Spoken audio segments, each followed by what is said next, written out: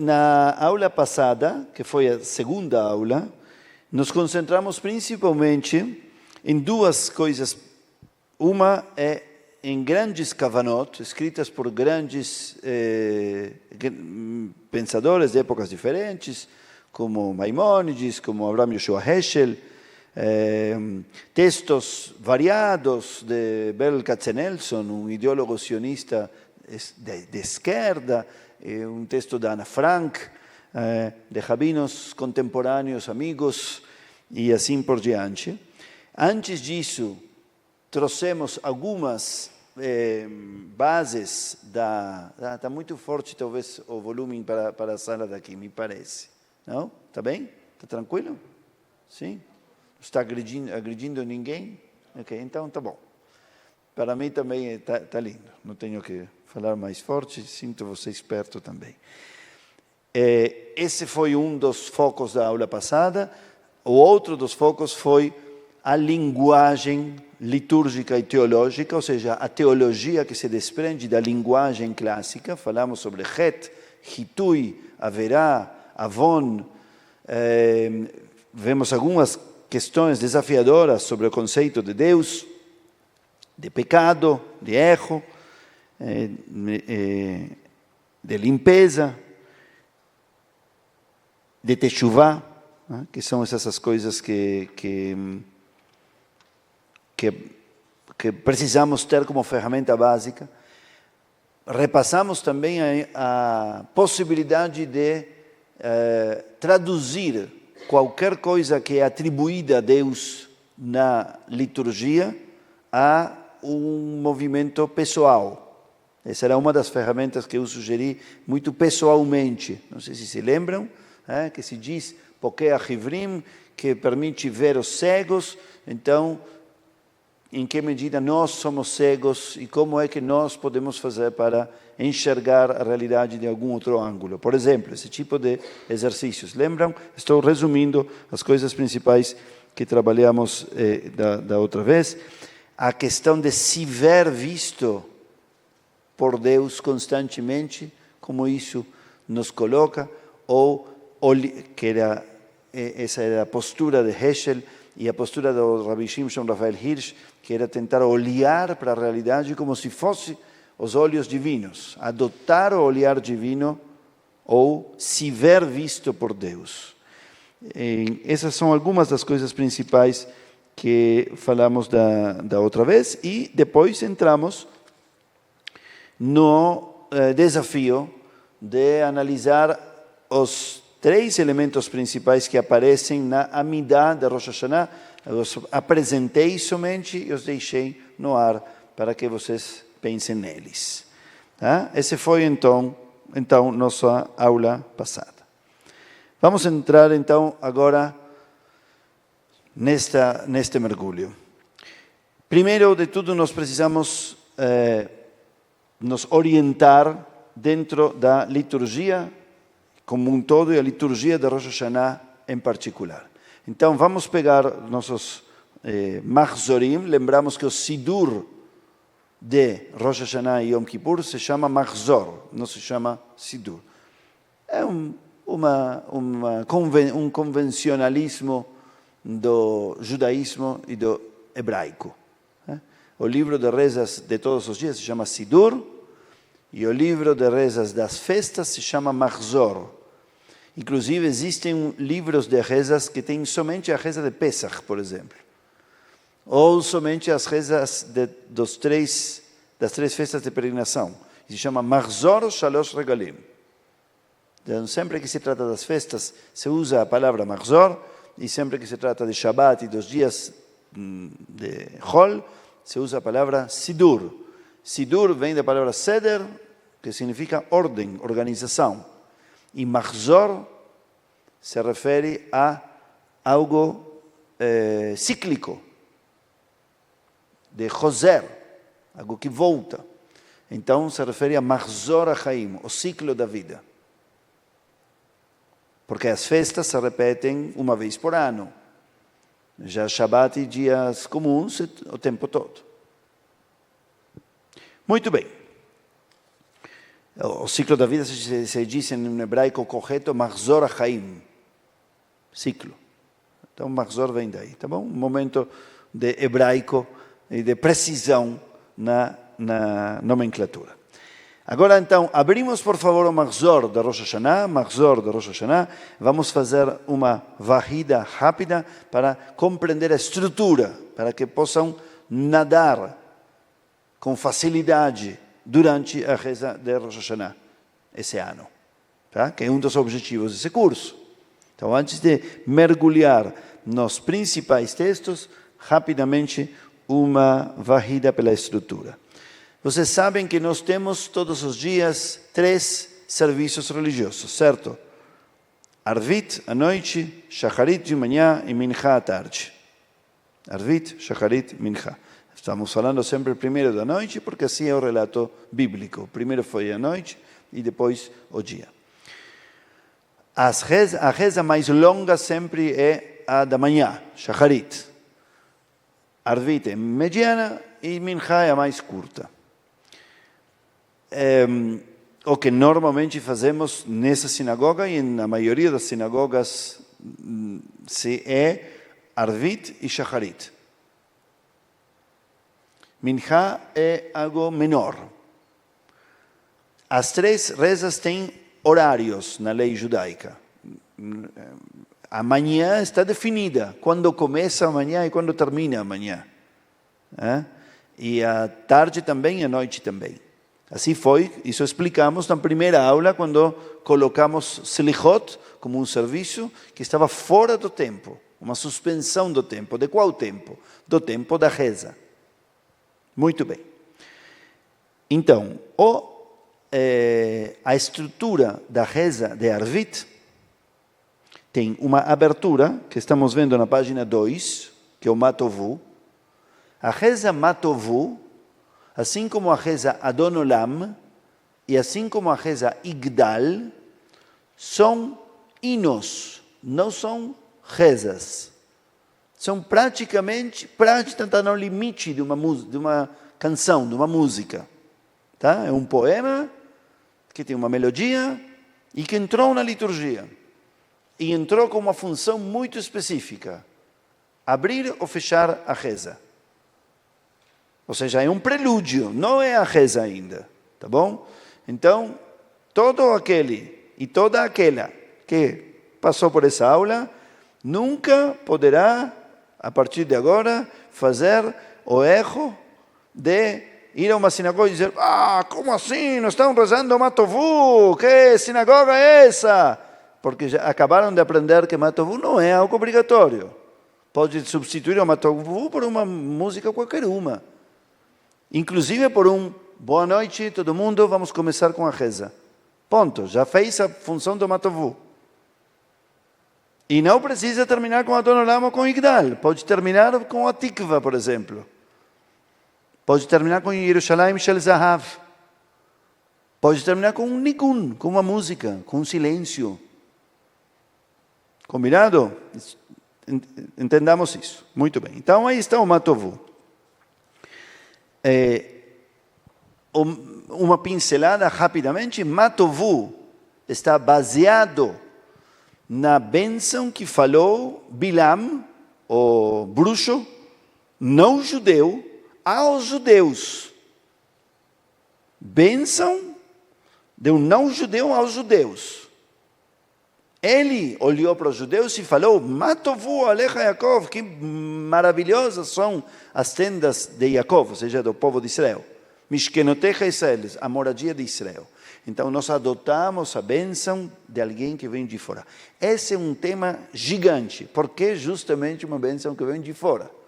Tem muitas interpretações, especialmente nesse ano, que nós não recebemos nenhuma bênção de fora. Que os judeus só recebemos chicote, no melhor dos casos. Então, será que nós trazemos isso como uma voz de orgulho? Olha, inclusive os não-judeus também falam de nós. Ou, talvez, como uma voz humilde. Nós não falamos nada de nós, são eles que disseram que nós somos bons.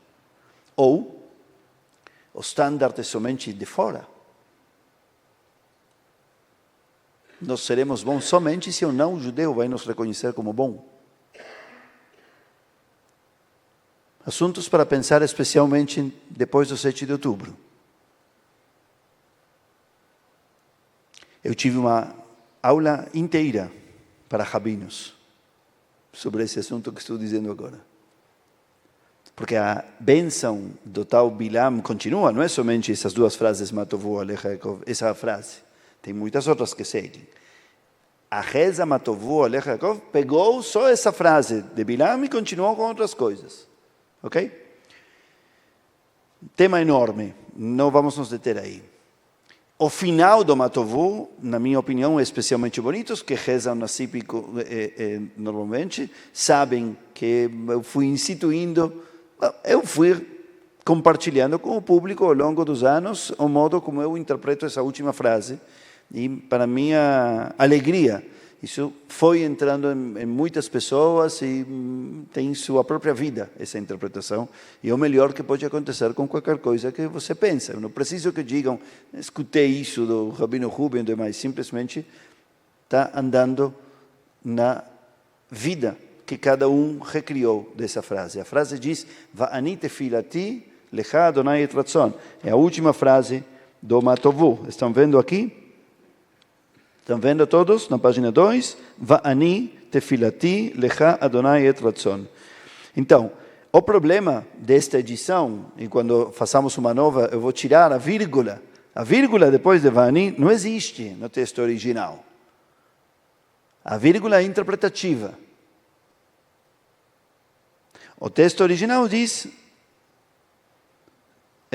Va'ani tefilati lecha Adonai et ratzon. Então, a vírgula ajuda a interpretação mais linear e mais simples, na minha humildíssima opinião, mais superficial também, que é, quer dizer, geralmente o simples é superficial, nem sempre, mas muitas vezes, que é, enquanto a mim, Va'ani, a respeito de mim, tefilati lecha Adonai et ratzon, minha reza é para ti, Adonai, que seja um et ratzon, que este seja um momento de vontade. Essa não é a interpretação que estava dizendo. A que eu sugiro, e tem muitos outros que pensam também assim, tem um sidur conservador muito bonito que se chama Va'ani tefilati. Não Va'ani, vírgula tefilati. Va'ani tefilati, que é o modo como eu sugiro ler isso. Ou seja, Ani tefilati. Eu sou minha tefilá. Ani tefilati. Eu sou minha prece. Não falo a prece e eu sou outra coisa. Solto lá a prece e eu vou para lá. Deixo a prece na sinagoga e vou para a minha vida. Não. Vivo a prece. Sou a prece. E rezo o que sou. E então, Ani tefilati lecha Adonai. Eu sou minha prece a ti. Então, et ratzon, que seja este um momento de vontade. Et ratzon significa momento de vontade. Então, quando eu consigo fazer com que eu seja minha própria prece, que eu seja minha prece em todo momento, não somente na hora que estou na sinagoga, então todos os momentos se tornam momentos de vontade. Et ratzon. Estão vendo como estamos aplicando o que falamos da outra vez? Ser a reza, não pedir. Tudo que digo sobre Deus, quero ser, quero fazer, quero me envolver. Então, não digo, eu rezo a ti e espero que seja um bom momento. É um plain text. Va'ani tefilati, eu sou minha prece diante de ti, Adonai, e então torna-se um momento de vontade plena. Por ser. Então tenho a coragem de dizer, Aneni be'emet ishecha. Me responda com a verdade de tua salvação. O Matovu é isso, o Adon Olam é um piut, um poema que fala sobre a criação do mundo e o fato de Deus ser atemporal. E o Igdal é uma reza que se usa muito mais para o final das festas. Em Rosh Hashanah, vamos ver que cantamos Igdal, no final não cantamos Adon Olam aqui. Mas escolha, de novo, poderia ser Adon Olam, tá bom? Matovu, Igdal, Adon Olam são aberturas e ou finalizações, dependendo da sinagoga. Não são obrigatórias. Igdal se baseia, é um poema litúrgico, ou seja, um piut, ou um hino, baseado nos 13 princípios de fé de Maimônides. Maimônides, rabino, filósofo, médico da Idade Média, escreveu muitas coisas, escreveu um dicionário filosófico, escreveu 14 volumes de Halachá, escreveu um livro de filosofia, que é o pilar da filosofia, que estudamos na academia, 5 pilares de Maimônides, que se chama Moreh Nevuchim, o livro de filosofia de Maimônides, e escreveu também um Sidur de Maimônides, e escreveu também 13 princípios de fé. Escreveu um livro que se chama Sefer HaMitzvot também, escreveu muitas coisas. Os 13 princípios de fé são talvez dos textos mais convencionais. Maimônides é muito revolucionário em muitas coisas, mas nisto é convencional. Alguns críticos e estudiosos de Maimônides dizem que os 13 princípios são o pedágio que ele pagou para continuar dentro do establishment judaico, porque as coisas que escreveu no livro de filosofia são muito críticas. E então, desse modo, se manteve um pouquinho no meio. Muito bem. Continuamos, então. O que vemos aqui nas páginas... Então, a reza tem uma abertura separada, e depois o Arvit, basicamente, se compõe do Shema Israel com suas bênçãos, da Amidah e o Aleinu. É isso. Essa é a estrutura do Arvit. Shema Israel é um texto que tem a frase Shema Israel e 3 parágrafos da Torá, que podem vê-lo aqui na página 7, 8 e 9. Certo? 7, 8 e 9. Frase Shema Israel, parágrafo Ve'ahavta et Adonai Elohecha, esse é o primeiro parágrafo. Segundo parágrafo, Ve'ayim Shamot Tishmeu, etc., que normalmente olhamos mais baixo, é mais complexo também. E terceiro parágrafo, sobre os tzitzit, na página 9, que ultimamente na CIP olhamos em voz alta também. E isso é o que se chama Kriyat Shema, a leitura do Shema. A leitura do Shema não é a frase Shema. A leitura do Shema são esses 3 parágrafos, ok? Essa leitura do Shema sempre vai precedida por 2 bênçãos e sucedida por uma bênção de manhã e por 2 bênçãos à noite. Isso é o que se chama a unidade do Kriyat Shema com suas bênçãos. Tá bom? Tefilá de Shacharit e Tefilá de Arvit tem isso no começo, basicamente. No caso do Arvit, começa diretamente com isso. Tem uma pequena introdução, muitas vezes, de uma frase, e vai diretamente às 2 bênçãos do Shema, o Shema e as 2 bênçãos posteriores. Onde estão essas 2 bênçãos? Página 6. Está a primeira, tem a abertura Barhu. O Hazan diz Barhu, abençoem. O público responde Baruch, abençoado é Deus. E aí vem as 2 bênçãos anteriores ao Shema Israel. Certo? Uma aqui na página 6, a segunda no começo da página 7. Bênção não é uma frase. Às vezes sim, às vezes é um parágrafo. Parênteses. Definição de bênção. Bênção na linguagem litúrgica judaica é algo que inclui a fórmula Baruch Atah Adonai. Isso é uma bênção. Se não tem isso, não é bênção. E se tem isso, é bênção. Tem uma exceção que é a bênção dos sacerdotes. Yevarechecha Adonai veishmerecha, etc, etc. Essa é a única bênção, se chama a bênção dos sacerdotes, que não tem a fórmula. Porque essa é a bênção mais antiga e assim aparece na Torá. Nossos sábios estabeleceram a fórmula, o formato da bênção. Tá? Quando uma bênção é bênção para beber água? Baruch atah Adonai Eloheinu melech haolam shekol nהיה bidvaro. Devia beber, se não era uma bênção em vão. Isso é uma bênção, uma frase. Assim tem para lavar as mãos, para acender a vela, para ver um arco-íris, para comer uma fruta pela primeira vez, Shecheanu, essas são bênçãos curtas. E depois estão as bênçãos que são parágrafos. Essa bênção que um parágrafo pode ter um formato que começa com Baruch atah Adonai e termina com Baruch atah Adonai, como é o caso da bênção da página 6. Leiam e vejam. Baruch atah Adonai Eloheinu melech haolam asher bidvaro ma'ariv ravim, tudo isso. E termina Baruch atah Adonai ma'ariv ravim. Certo? Esta é uma bênção que começa com Baruch atah e termina com Baruch atah. Isso se chama... tem diversas formas, mas uma das formas é o formato fechado, ou o formato completo. Existe depois outro tipo de bênção, que é a que aparece na página 7, que começa com um texto e termina dizendo Baruch atah Adonai. Certo? A bênção da página 7 não começa dizendo Baruch atah Adonai. Certo? Como começa?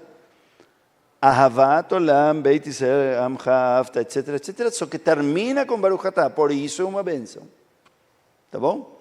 E existem, acreditem em mim, existem bênçãos que só começam com Baruch atah Adonai e não terminam com Baruch atah Adonai. Ou seja, tem só no começo, tem só no fim e tem no começo e no fim. Questões de forma, mas é importante conhecer isso para entender o que estamos fazendo. Estamos fazendo bênçãos, estamos fazendo rezas, estamos fazendo músicas. Não é tudo, estamos fazendo um texto da Bíblia. São coisas diferentes que acontecem na reza. Muito bem, estrutura então. Kriyat Shema uvirchotea. Leitura do Shema e suas bênçãos. Duas bênçãos antes, acabamos de ver. Aqui vem na página 7 o Shema com os 3 parágrafos. Em seguida vem na página 9, segunda metade, começa a primeira bênção depois da leitura do Shema, que também é uma bênção que só termina com Baruch atah. Termina esse Baruch atah na página 10. Estão vendo? E na página 11 temos a segunda bênção depois do Shema Israel, que é a tal de Ashkivenu, que também começa com um texto e termina em Baruch atah. Certo? Tudo claro? Sim ou não? Então explicamos, a estrutura começa com Barhu, depois da abertura do Matovu, em seguida as duas bênçãos, os 3 parágrafos do Shema, e as duas bênçãos depois dos 3 parágrafos do Shema. Certo? É isso que falamos até agora. Depois disso, vem o Hatzikadish, que sempre vai introduzido por alguma frase, quando se trata de um Hag ou de Shabbat. Quando é Shabbat, tem Veshamru. Estão vendo a página 11? Página 11, estamos na página 11. Terminamos com a estrutura do Shema. E neste caso, a introdução ao Hatzikadish se chama Tiku Bachodesh Shofar.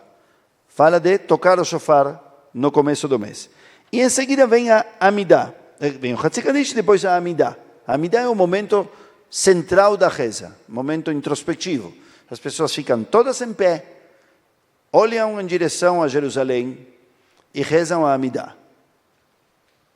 A Amidah é tão importante que é chamada no Talmud de reza. A reza, com R maiúsculo. Por isso, alguns traduziram isso como a grande oração.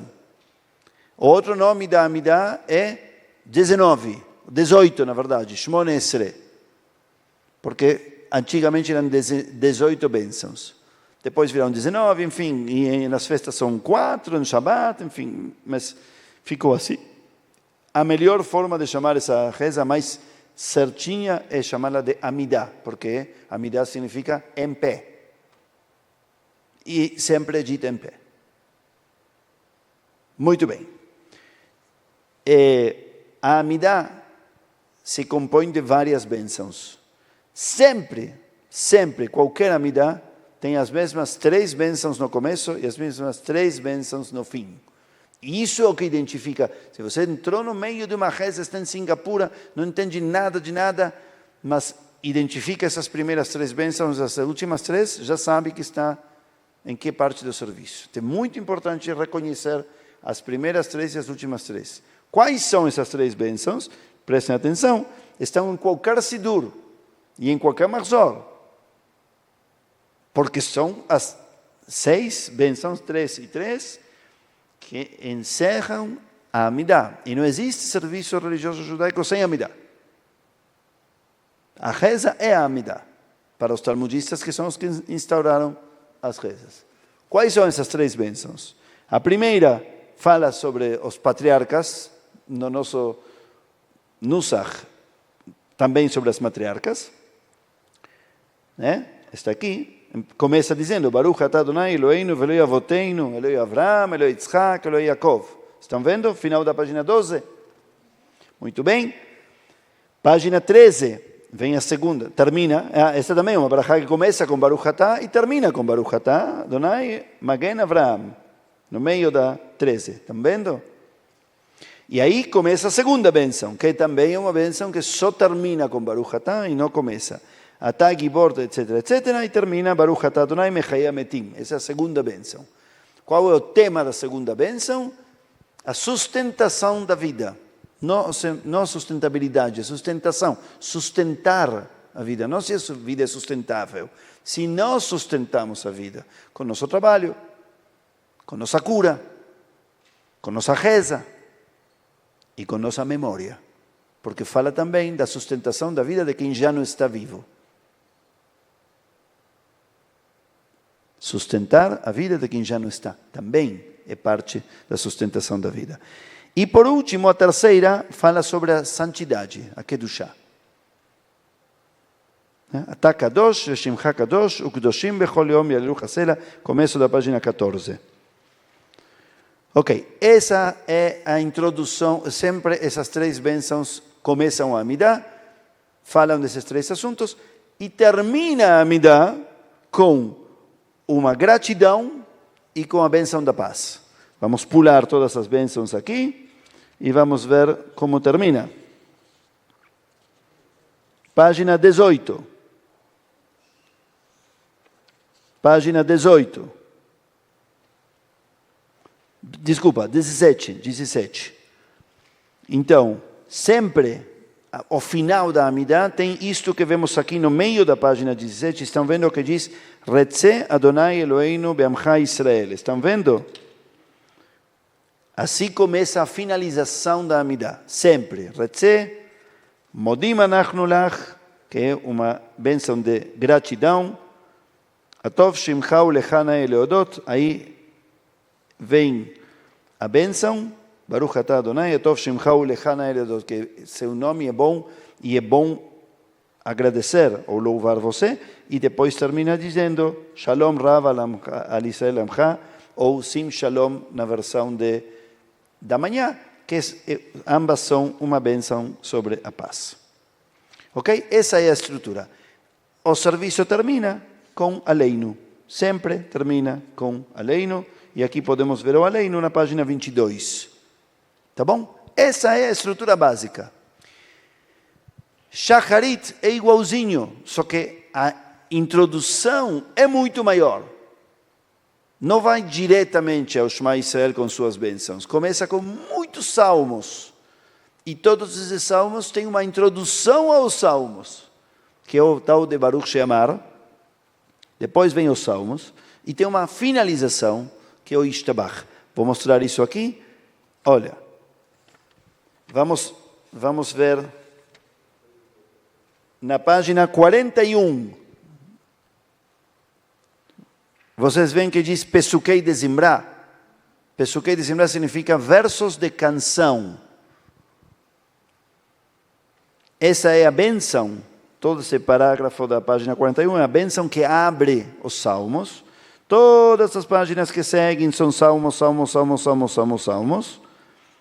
E eles terminam com mais uma reza. Salmos são capítulos do livro de Salmos da Bíblia, tá? Não são rezas escritas, são poesia bíblica. A Bíblia tem poesia. Essa poesia foi copiada, introduzida nesta parte da manhã. E tudo isso começa com uma bênção de Baruch She'amar na página 41 e termina com uma bênção na página 65, que nós chamamos ela muitas vezes de Ishtabach Shimcha. Baruch atah Adonai, El Melech Gadol Batishbachot, El Haodaot. Estão vendo no final da 65? Final da 65.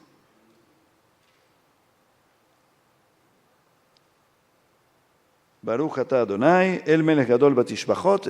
Encontraram? Depois é que diz cantor, um pouquinho depois.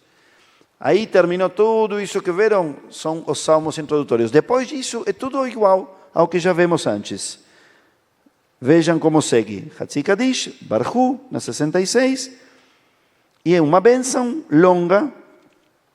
Logo mais vai vir uma segunda bênção. E na 72 vem o Shema. Então é a mesma estrutura. Duas bênçãos. Shema com seus 3 parágrafos. E em seguida a bênção posterior ao Shema. Aqui na página 76. E em seguida a Amidah. E depois da Amidah, teoricamente viria Aleinu, se fosse um dia da semana comum. Mas estamos em Rosh Hashanah. Então tem outras coisas. Tem leitura da Torá. E depois da leitura da Torá, tem a leitura da Haftará, o trecho dos profetas. E depois da leitura da Haftará, tem o Musaf. O Musaf é um acréscimo especial para as festas. Musaf significa acréscimo. E esse acréscimo basicamente é uma Amidah mais. Tem a mesma estrutura, só que tem dentro algumas coisas enormes, muito tradicionais. Uma se chama Unetanet Okef, nós vamos aprender essas coisas entre hoje e a próxima aula. E a outra são os 3 parágrafos clássicos de Rosh Hashanah. Um chama Malchuyot, outro chama Zichronot e outro se chama Shofarot. Estrutura clara. E depois disso vem Aleinu. Porque tudo isso que falei era um acréscimo, se chama Musaf. Tá bom? Guardem isto, porque essa é a mesma estrutura para Yom Kippur. Uma vez que você aprendeu a estrutura, nada tranquila. É um pouco chato estudar uma estrutura, mas é uma bússola. Bússola é uma das palavras difíceis para uma pessoa que vem do espanhol. Fora da aula vou explicar por quê. Muito boa, muito pertinente a pergunta. As diferenças estão em 2 lugares no Arvit. Uma é na frase anterior ao Hatzi Kadish, prévio ao Amidah. Viram que eu falei que tem uma frase que diz Tiku b'chodesh shofar. Toquem o shofar. Isso é só de Rosh Hashanah. Em Yom Kippur tem outra introdução ao Kadish, que se chama Ki bayom hazeh yechaper, porque nesse dia serão expiados os pecados. E no Shabbat cantamos nesse lugar Veshamru bnei Israel Shabbat. Então, a frase que introduz o Hatzi Kadish e a Amidah é a característica de cada evento. A outra diferença está dentro da Amidah, mas não se ouve, porque a Amidah de Arvit é silenciosa. Mas a Amidah de Rosh Hashanah é específica de Rosh Hashanah. Tem 3 bênçãos no começo e no fim, que já falamos, mas tudo que tem no meio é sobre Rosh Hashanah. Tá bom? E é uma única bênção no meio? Quantas bênçãos no meio? É considerado tudo isso uma bênção, mas tem parágrafos de muitos assuntos que já vamos tratar. Tá bom? Pronto? Mais alguma pergunta? Sobre a estrutura? Eu olho aqui, não preciso olhar. Muito bem, então vamos lá. O assunto principal, muito bem, a Rebeca apareceu que preparamos a pergunta, né? Depois vamos contar os segredos. Não preparamos, mas entendeu onde estava o assunto. Muito bem, está na Amidah. A Amidá é a reza principal que tem as grandes diferenças e por isso vamos nos concentrar nisso. Se um dia fizermos um seminário sobre todas as rezas, aí vamos entrar em todas as minúcias. Mas como estamos no principal e temos só essa aula, vamos diretamente à Amidá. Então, nós tínhamos introduzido, primeiro de tudo, né, a questão de que a Amidá de Rosh Hashanah traz, depois dessas brachot, né, a ideia de que Uvehen itkadash shimcha malkeinu, essa foi a primeira coisa que eu coloquei da outra vez, né, que se santifique o nome de Deus, itkadash shimcha. A segunda coisa que eu trouxe da outra vez era a ideia do temor reverente.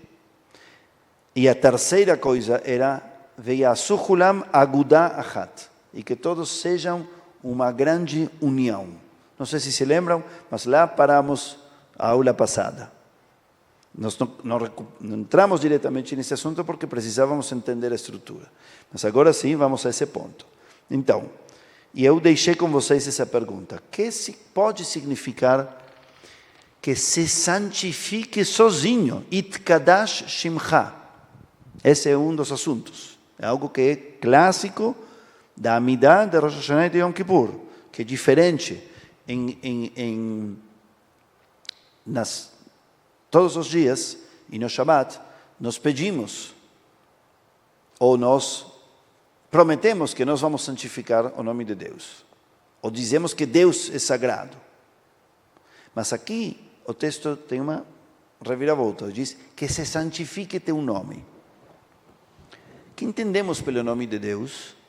E que significa que se santifique? Itkadash é um verbo reflexivo, que se santifique sozinho. Nós não vamos fazer nada. Nem Deus vai fazer nada. O nome que se santifique. Long story short, porque estamos com pouco tempo. O nome de Deus não é Deus, nem é Adonai, nem é Alá. Com todo respeito pelos nomes que Deus possa ter no judaísmo e em outras religiões. Quando se fala do nome, Ve'aya Adonai lemelech vayomahu ya Adonai echad, que dizemos? O Shemo echad. E seu nome único. Como assim? Se nós mesmos chamamos Deus com muitos nomes. Não, mas não é uma questão de Rubem, André ou Maria. O nome de Deus se refere a como conhecemos Deus. Como nos relacionamos com o divino. Que é o que percebemos do divino. Esse é o nome de Deus. É a manifestação do divino. É o que os filósofos chamam de fenômeno. Existe o numen, que é a coisa em si, e o fenômeno, que é como ele se desenha na minha mente. É muito importante captar isso, não somente para a liturgia, para a vida. Por quê? Porque aí estão as diferenças entre como é a pessoa de verdade e como ela se apresenta a mim. Como é o registro Fernanda e como Fernanda é. Existe Fernanda solta, além da percepção que todo mundo tem dela? Sim? Não?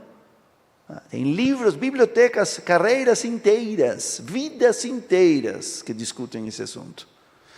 O problema de marketing, porque todos os que discutem esse assunto acabaram dando sempre um exemplo que não diz nada a ninguém. A cadeira é cadeira em si mesma ou é como eu vejo ela como cadeira? E os professores de filosofia, quando dizem isso, perdem o público. Porque quem pode imaginar que a cadeira tem alguma identidade diferente de como eu vejo ela? Mas o exemplo não tem que ser a cadeira, tem que ser Maria, Fernanda, Jean-Claude. Aí já é momento. Eu percebo um Jean-Claude, a família dele percebe outro. Vocês aqui, alguns conhecem, outros não. Qual é Jean-Claude? É também o que cada um tem? E se eu tenho minha imagem dele e morro amanhã, tem uma parte dele que morreu? Porque mais ninguém percebe ele como eu. Mas é ele ou sou eu? é a embaixada de Jean-Claude em mim. Então eu sou um pouco ele também. A imagem que eu tenho de todas as pessoas sou quem sou. A imagem que tenho de tudo é quem sou, afinal.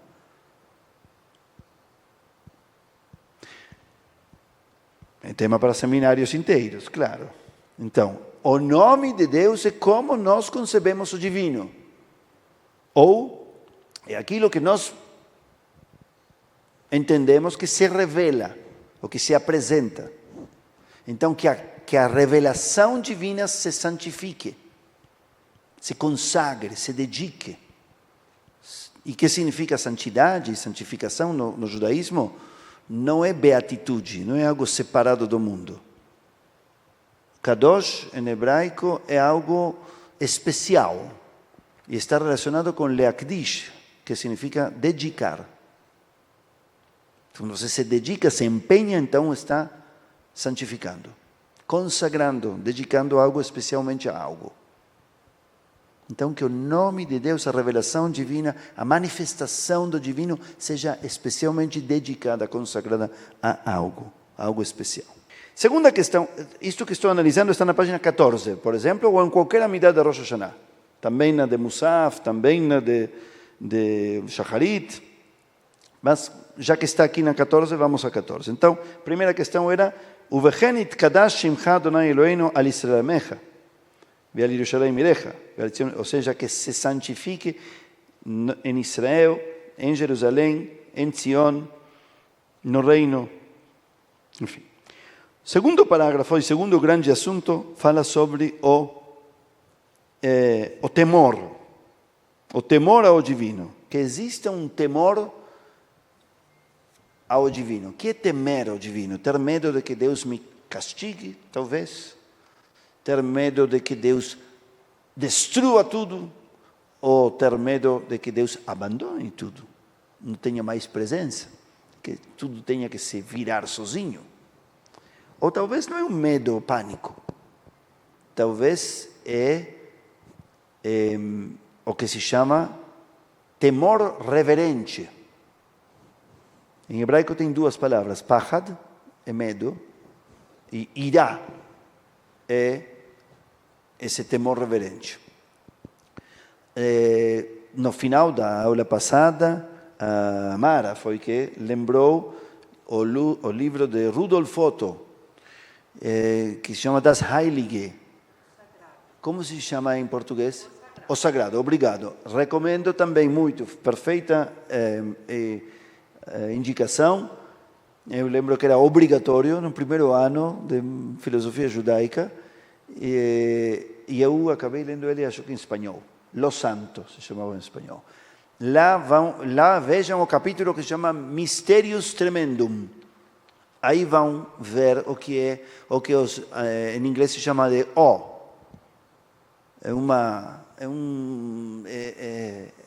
É isso que falávamos da outra vez, o espanto. Arrebatamento. Bom. Ok, arrebatamento. Muito bem. O terceiro assunto que precisamos aqui é a ideia de Veyasu Hulam Agudah Achat. Para encontrá-lo aqui, em hebraico é a terceira linha do terceiro parágrafo. Vejam aqui na transliteração. 1, 2, 3, 4. Quarta linha do terceiro parágrafo em azul. Estão vendo? Veyasu Hulam Agudah Achat. Página 14. Página 14.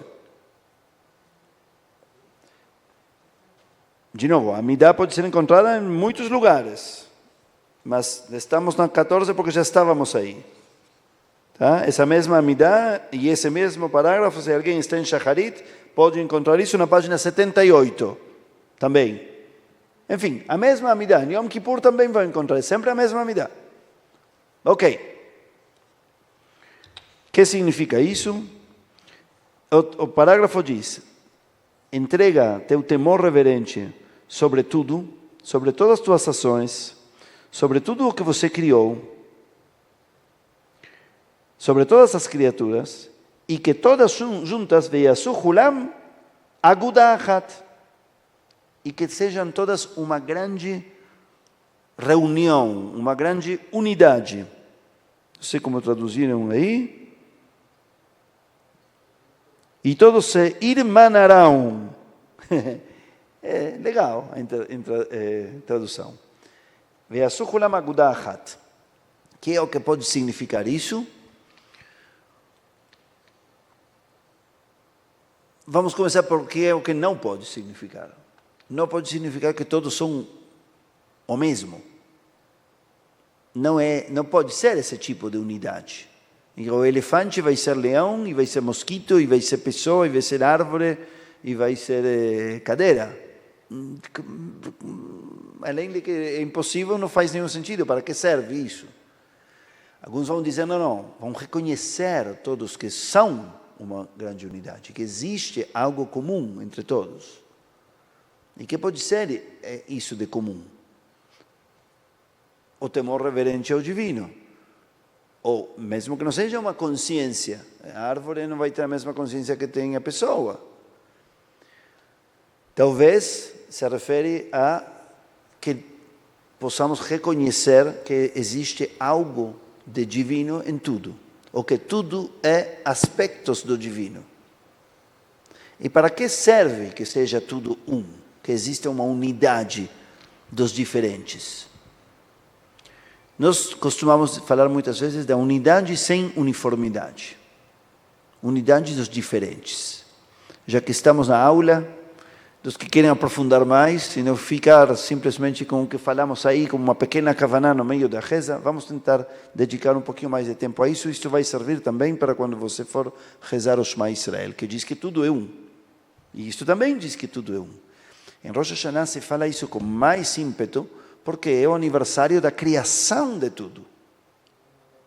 Rosh Hashanah é o aniversário da criação, o aniversário do mundo, o aniversário da humanidade. Então, mais ainda, queremos dizer que existiria uma unidade que conecta tudo, ou apesar das diferenças, ou através das diferenças. Por isso é unidade sem uniformidade. Unidade com uniformidade seria dizer esse absurdo, que o elefante é leão, é cadeira, e é você e sou eu. Não é. E não seria bom que tudo seja o mesmo. Agora, a unidade dos diferentes é o que faz uma boa orquestra.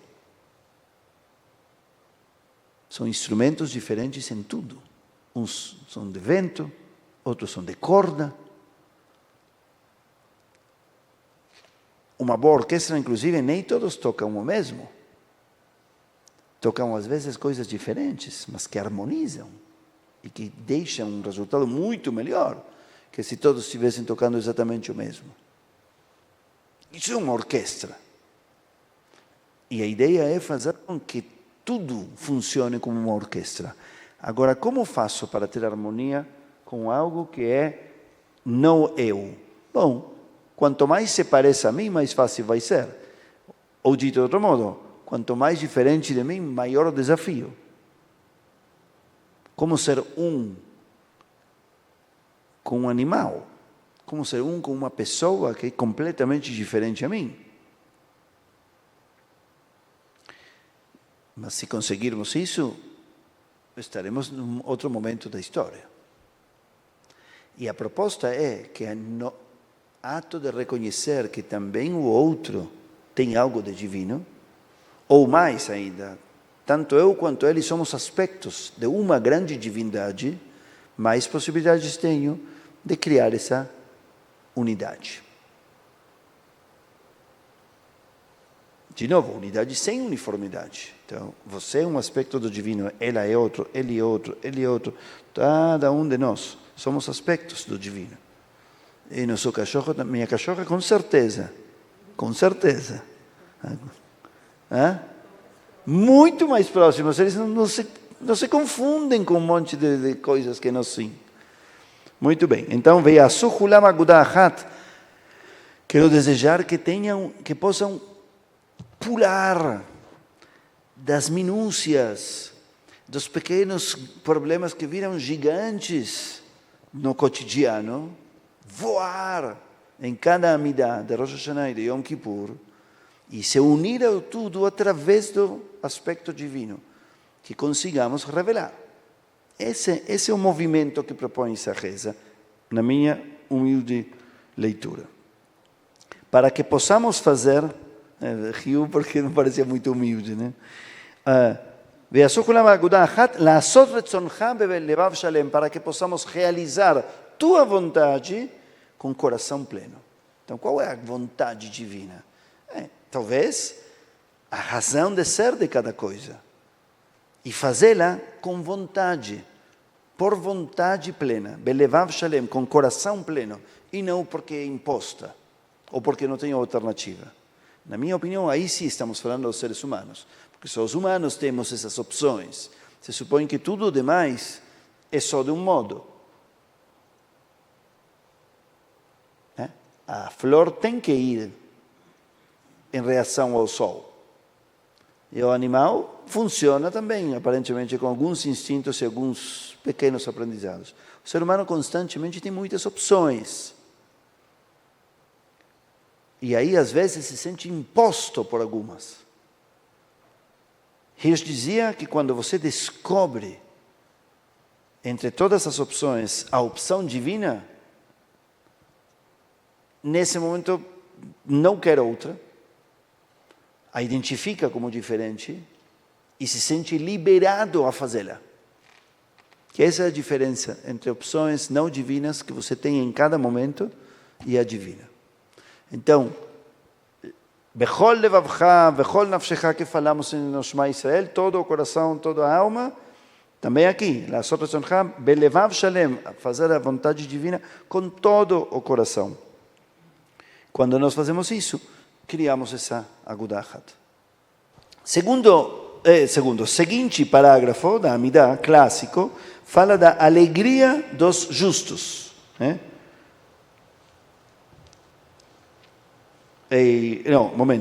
Antes disso... Antes disso, tem uma frase interessante, Pitchon pela meyachalim lach, ou seja, que tenham ousadia os que desejam a realização do divino. Esse é um detalhe. Mas a frase que segue é Uvechem tzadikim iru veismachu, que os justos se alegrem, visharim ya'alozu, vachasidim berinai yagilu. Então, os tzadikim, que são os justos compassivos. Tzadik não é um justo que usa só a justiça, é também a compaixão.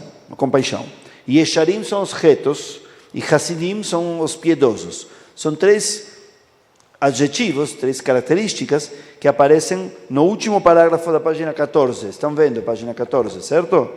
Tzadikim, Yesharim, Hasidim. Estão vendo? Sim? Ok? Estou vendo que na tela alguns estão dizendo que sim.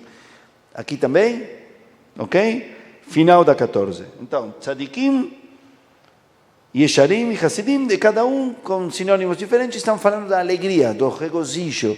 Imaginar a pessoa justa, a pessoa reta, a pessoa compassiva, a pessoa bondosa, que curte a alegria, a realização, que voa com a alegria. Bom, então... Na minha opinião, isto fala de uma realização de tudo de bom possível. Ok. E depois, esta mesma bênção, que tem todos esses parágrafos, termina falando do reino de Deus. A ideia de que o divino reine. Isto é muito importante entendê-lo também. O texto de Rosh Hashanah volta uma e outra vez à ideia de coroar Deus como um rei. Isso vai aparecer daqui a pouco no finalzinho, nas três partes, Malchuyot, Zichronot e Shofarot, que falei do Musaf.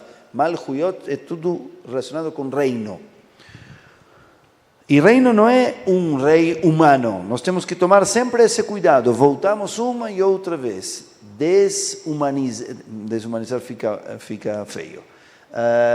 Tirar o antropomorfismo da linguagem litúrgica. Antropomorfismo, que significa a forma humana. Apesar de que a linguagem é sempre humana, é importante cuidar de não imaginar que estamos falando de uma pessoa, porque aí, então, somos pagãos, ou trabalhamos com estátuas, ou realmente estamos com um velhinho da barba branca. Pode ser, não estou contra, mas estamos neste curso para ampliar isso.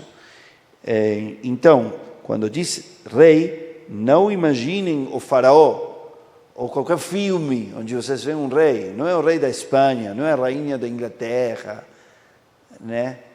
É o reinado do que entendemos por divino. Coroar Deus, que seja Deus o rei, se nos referimos a que aquilo que relacionamos com o divino, que é a justiça, é o bem, é a sabedoria, é o amor, é a compaixão, que isso seja o que reina.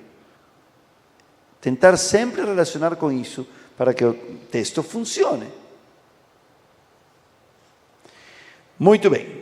Vamos agora a outra reza-chave deste momento, que é Avinu Malkeinu. Tradicional Avinu Malkeinu. Pequena contextualização histórica. Avinu Malkeinu é um texto que, como todos os textos que têm muita lista do mesmo, foram escritos ao longo do tempo. Tinha versões diferentes. Essas pessoas diziam, esse é Avinu Malkeinu. Essas pessoas diziam, esses outros. Essas outras diziam, esses outros. Alguns eram mais longos, outros eram mais curtos. Alguns falavam mais de pecados. Outros falavam mais de pedidos. Outros falavam mais do passado. Outros mais do futuro. Outros falavam mais do povo de Israel. Outros falavam mais do mundo. E aos poucos foram se conversando as comunidades e ficou um grande e longo Avinu Malkeinu. Isso é o que deu lugar a que as liturgias liberais, que somos a favor da continuidade da criatividade litúrgica, se criam novos Avinus Malkeinus, com novos temas, com temas relevantes de hoje. Não me surpreenderia que alguém escreva um Avinu Malkeinu sobre reações ao 7 de outubro. E tem Avinu Malkeinu escrito em feminino, porque Avinu Malkeinu é masculino. Nosso pai, nosso rei. Então, que diz nossa mãe, nossa rainha. Bom, isso contextualização histórica e estilística. Vamos ver agora, não vamos entrar em todas as frases, mas eu selecionei algumas para trazer, para contribuir com o Rosh Hashanah de vocês. E vou fazê-lo isso um pouquinho mais rápido, para dar um pouco de tempo a Malchuyot Zichronot e Shofarot antes de terminar, porque Avinu Malkeinu, se ficar algo pendente, podemos também em Yom Kippur. Malchuyot Zichronot e Shofarot é só Rosh Hashanah. Então, rapidão, vamos ver talvez os assuntos principais. Primeira frase fala Hatanu lefanecha. Então, reconhecemos o erro. Lembram que já falamos que Het é erro, errar um alvo. Lembram? Isso estava na aula passada. Então, erramos diante de ti. Então, nos colocamos, também disso falamos na aula passada. A ideia, então, tem que aplicar o que aprendemos na aula passada. Dedicamos um bom tempo a que significa a Amidah mul Elohim, se colocar diante de Deus, se sentir diante do divino. Então, o que significa sentir que não acertei o alvo diante do divino? Tá? Isto é muito diferente de dizer, errei, Deus me perdoe porque ontem bati em alguém. Isso pode entrar nesse Avinu Malkeinu, não tem problema. Mas estou propondo uma coisa um pouco mais sofisticada e mais profunda. Por exemplo, eu estava falando com alguém, numa boa, e a pessoa num momento longo ficou em silêncio. Eu continuei com outra coisa. E depois de muito tempo entendi que nesse silêncio a pessoa estava indo a muitos lugares que eu teria que ter captado, percebido. Errei o alvo. Eu rapidamente pensei que ele não está se interessando, ou que está cansado, o que está dormindo, o que está em outro lado, e talvez não. Estava reagindo de outro modo. Me faltou sensibilidade, me faltou escutar o silêncio. Errei o alvo. Como os pênaltis de São Paulo ontem. E então, eu me sinto que diante do divino, ou seja, meu maior estándar de sensibilidade, de sabedoria, de empatia, errei. Fiquei aquém. Isso é Hatanu Lefanecha também. Não aconteceu nada. Quantas vezes, eu acho que a maioria das vezes que conversamos com alguém, que calamos diante de alguém, acontece isso. Não ofendi ninguém, ninguém me ofendeu, a vida continua, e em 5 minutos esquecemos. Mas se eu for no fundo, Hatati Lefanecha. Talvez diante da pessoa não, mas diante do divino, do que eu podia, da Agudah Achat, que podemos ser os dois, Hatati. Ok, isso é Hatanu Lefanecha. Depois a ideia de em Lanu Melech Elata, que não tem outro reino, que é o reino, queremos o reino divino. Mais para frente fala de Ase Imanu Leman Shemecha, a terceira, faça para nós por teu nome, ou seja, por tua revelação, por tua imagem, para o que se entende do divino, e não simplesmente por mim. Hadesh Aleinu Shana Tová, renova para nós um bom ano, não é? A gente se cumprimenta dizendo Shana Tová, bom ano. E bom ano o que significa? Divertido, talvez, próspero. Pode ser, mas a frase é Hadesh Aleinu Shana Tová, que se renove para nós um ano bom. Então, o que é um ano diferente antes de ser bom? Renovado. Página 139 começa a Amidah de Musaf. Tem aqui um etaneto que em 141, não pensem que eu vou pulá-lo, vamos estudá-lo na aula que vem, porque é uma das rezas principais, tanto de Rosh Hashanah quanto de Yom Kippur. Pulamos agora. Aí vem todos os parágrafos que acabamos de aprender na 147. E aqui vem na 150, começam esses 3 parágrafos que aparecem em todo o ano judaico, uma só vez. Aqui, no Musaf de Rosh Hashanah.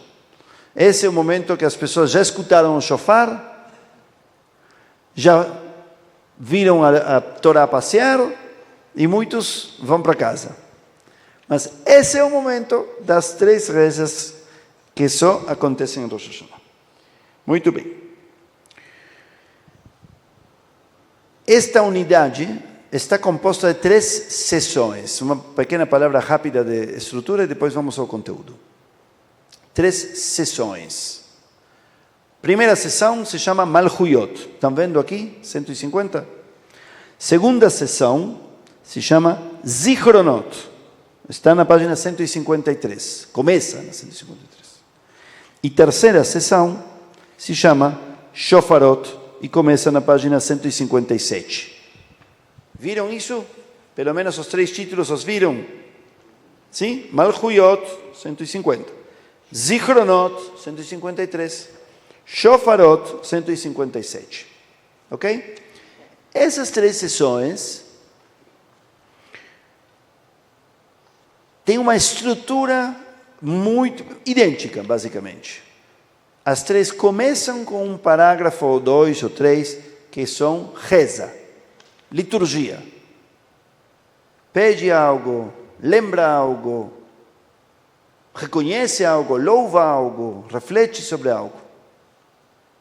Segunda parte, versículos. 10 versículos que tratam sobre esse tema. 10 versículos sobre Malchuyot.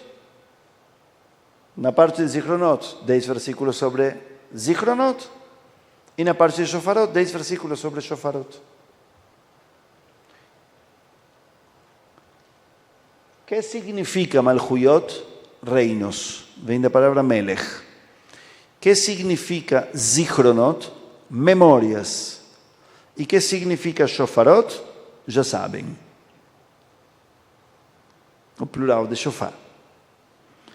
Então, as 3 sessões estão compostas da mesma forma. Primeiro, uma tefilá, uma reza, e depois, material bíblico, 10 versículos. Esses 10 versículos são 3 de cada uma das 3 partes da Bíblia, e mais um para completar.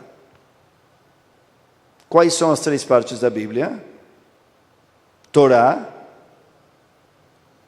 profetas, Nevim, e escritos, Ketuvim. Só que aí estão invertidos. Aí estão primeiro 3 versículos da Torá, depois 3 versículos dos escritos, depois 3 versículos dos profetas. Então, na primeira sessão, são 3 versículos da Torá que falam a palavra Melech, de reino. Depois 3 versículos dos escritos que falam a palavra Melech, e depois 3 versículos dos profetas que falam a palavra Melech. Entenderam? O mesmo depois com a memória, e o mesmo depois com o shofar. Tá bom? E as 3 sessões terminam depois de ter tefilá e depois de ter versículos. Tem uma terceira parte, que é som do shofar, e um parágrafo que fala de que hoje é o aniversário da gravidez do mundo. Ayom Arat Olam. Gravidez. Todos traduzem como hoje é o nascimento do mundo. Mas literalmente, e vocês merecem a literalidade, para isso estão neste curso, a palavra é gravidez. Hoje é a gravidez do mundo. Muito bem. A reza de Malchuyot, vamos agora então à página 150. A reza de Malchuyot, qual é? O Aleinu Leshabeach. Porque termina dizendo, o Shemo Echad. Veia Adonai lemelech al kol, desculpa, Veia Adonai lemelech al kol haaretz, e será Deus o rei do mundo. Então, Aleinu é esse mesmo Aleinu que rezamos todos os dias, nasceu aqui, na reza de Rosh Hashanah de Musaf. E como os sábios gostaram dele muito, o copiaram e o colocaram todos os dias, em todas as rezas. Mas o lugar original era somente aqui. Ok. Aqui, Rebeca, com maior força que ao longo do ano, e com maior força que todos os anos, vamos ter que nos enfrentar com essa expressão de que Deus é um, de que tudo é um, de que Ein Od. Sabem o que significa Ein Od? Porque se repete aqui, Ein Od. Nós cantamos às vezes Ein Od na música de Shabbat. Mas aqui vão ver que o Hazan diz, O Eloheinu Ein Od, O Eloheinu Ein Od, porque essa frase se repete 2 vezes, e ele faz a melodia tradicional do Aleinu, de Rosh Hashanah, enfatiza, Ele é Deus e não há nada que não seja Deus. Isto é muito forte, sempre. Imaginar, o que significa que não há nada que não seja Deus? Que tudo é Deus. É lindo dizer que tudo é Deus quando você pensa num pôr do sol, quando pensamos na cachorra. Mas para pensar em Irã, para pensar no tsunami, isso também é Deus. É muito difícil. E é especialmente difícil depois do 7 de outubro. Vamos ter enormes desafios esse ano.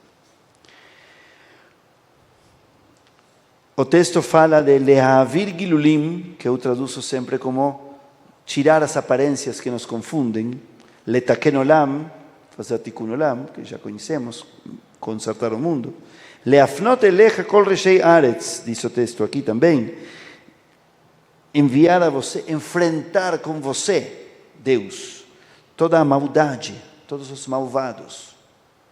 Alguns lerão isso com ânimo vingativo. Todos os malvados Vão com Deus que Deus vai punir eles. Eu traduzo, os que já estão escutando muitas vezes, que possamos reencaminhar a maldade para que se reencontre com o divino e se transforme. Essa é a minha tradução, que eu falo aqui muitas vezes. Se serve para vocês, usem-na, e se não, podem jogá-la, claro. Muito bem. E a outra frase interessante do Aleinu, Velichvot Shemcha Yekaritenu, que em nome de Deus entreguemos o melhor, o mais caro. Yekar é o mais caro. Porque em nome de Deus muitas vezes se entrega o pior. Ou porque vemos luzes que são na verdade sombras, ou porque nos parece que entregar a Deus é somente na sinagoga. Então, mais ou menos. E depois na vida de verdade fazemos muito menos. Ok, ou de muita menos qualidade. Aí vem na página 151 os versículos. Se querem fazer um exercício, brinquem com vocês mesmos e busquem os versículos. Vou dar uma pista. Em hebraico diz Kakatuv betoratecha. E aí começam os versículos da Torá. Kakatuv betoratecha, como está escrito na tua Torá. Estão vendo o final do primeiro do primeiro parágrafo azul? Exatamente, muito bem, Jean-Claude. Kakatuv betoratecha, Adonai imloch l'olam vaed. Esse primeiro versículo da Torá. Veneemar, e está dito, Lo ibita ven beYakov, de novo, e depois de novo Veneemar. Então, toda vez que está dizendo Veneemar aqui, são os 3 versículos da Torá. Depois diz, Uvedivrei kochecha katuv lemor. E aí vem os versículos dos escritos. Em português está traduzido. Em tuas escrituras sagradas está dito. Estão vendo? E esses são os 3 versículos de aí. E depois, e pelas mãos de teus servos os profetas está anunciado, 152. E aí vem os versículos que falam de Melech, de reino divino, nos profetas. E depois termina a bênção. Na página 153 estão os sons do shofar. E depois, Ayom Arat Olam. Hoje é a gravidez do mundo. É uma expressão que pode significar qual é a expectativa do mundo. Como nasce o mundo, como se transforma, onde, para quê? Arat Olam também se refere a que é uma hora decisiva, determinante, como uma gravidez. Zichronot é o momento das memórias. A memória, no nosso imaginário, na nossa teologia, é um atributo divino que nós compartilhamos. Nós acreditamos que os animais e as plantas não têm memória.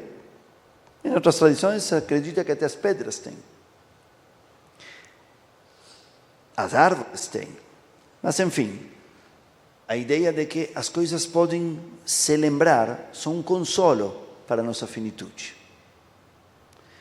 Também isso, no 7 de outubro, a partir do 7 de outubro, é trágico, como eu imagino que deve ter sido na época da Shoah, quando as pessoas, vemos inúmeros filmes, que o que mais queriam era lembrar. Famílias inteiras foram exterminadas. Ninguém sabe nada mais deles. Então queremos acreditar que existe alguma memória, alguma nuvem divina, que guarda tudo, que lembra tudo, onde tudo se consagra. E não existe uma vitória póstuma para a maldade que apagou a memória. Então, reconhecer o divino como uma memória eterna dá uma perspectiva diferente. Por um lado, dá um consolo, e por outro lado, dá um conforto à nossa finitude. Porque nós nos perguntamos, depois de viver 70, 80, 90, 100 anos, quem vai me lembrar? Quem vai lembrar algo do que foi minha vida? Talvez meu filho, talvez meu neto, meu bisneto, não. E o tataraneto nem vai saber que existi. Então, a pegada dura pouco. Rapidamente vem o mar da eternidade e apaga tudo. A ideia de uma memória eterna, que ao mesmo tempo capta cada detalhe da gente. Que cada um de nós é importante e por isso tem que fazer o melhor.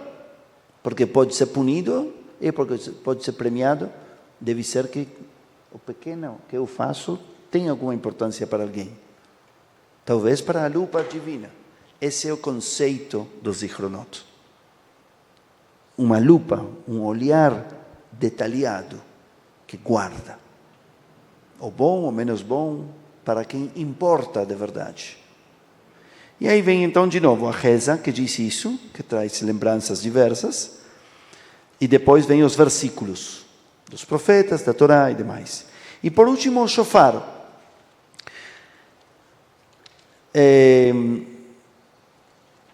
E o shofar então foi tocado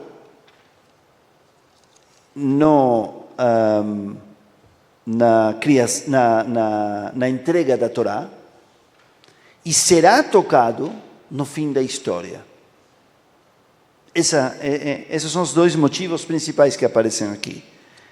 Então, a memória da entrega da Torá, da revelação, e o fim da história. O shofar, então, chama as pessoas a prestar atenção ou a realizar o objetivo final da história, e são esses os versículos que vão lembrando e puxando ou conduzindo a gente para essas imagens. E o importante do shofar é também que vibre dentro da gente. Uma última palavra sobre o shofar, que vibre dentro da gente para que a gente esteja viva mais no próximo ano que no ano anterior. O shofar é uma voz sensível, que tem uma unidade por um lado e rupturas, como nossa vida. Que começa pequeno e termina grande, que é vida e morte ao mesmo tempo, que é animal e humano ao mesmo tempo, que é vazio e repleto de música ao mesmo tempo. Tudo isso é o shofar, exatamente como nós em nossa vida. É isso por hoje.